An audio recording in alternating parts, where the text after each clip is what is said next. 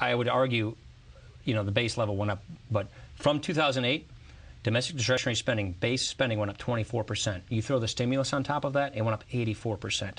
So we have had an absolute gusher of domestic discretionary spending over the past 2 years. I would take all that money back. It didn't work. It didn't bring unemployment below 8%. We're still at 9.6%. But would you accept the idea that the president would argue that it was necessary, even if it may not have worked in certain instances, it was necessary at the time to try to stop an economic catastrophe? Absolutely not. I would disagree with that. I would not accept that idea.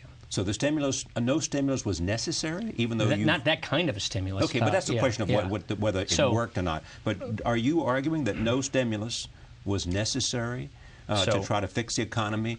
They came out of the crisis of September 08. So, well, first of all, the Federal Reserve is really who pumped the stimulus in there. So the Fed needed to fill the gap with the liquidity crisis. The Fed had to put facilities, they had to put money in the system. I'm very much opposed to QE2 right now. We can get into that if you want to. I'm next. So, but no, I do not believe borrowing and spending works. It hasn't in the past. I'm not a Keynesian. I'm not a demand sider, so this is no surprise. What's necessary to get unemployment from 9.6? 4 things. Okay. 4 things I would do.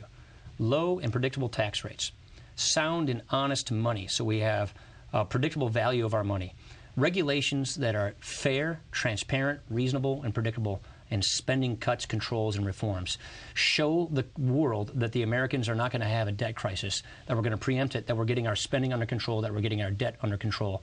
Calm down the credit markets. The 4 basic cornerstones and foundations of economic growth: low tax rates, sound money, reasonable, predictable regulations, spending reform and controls. There's no substitute for those things.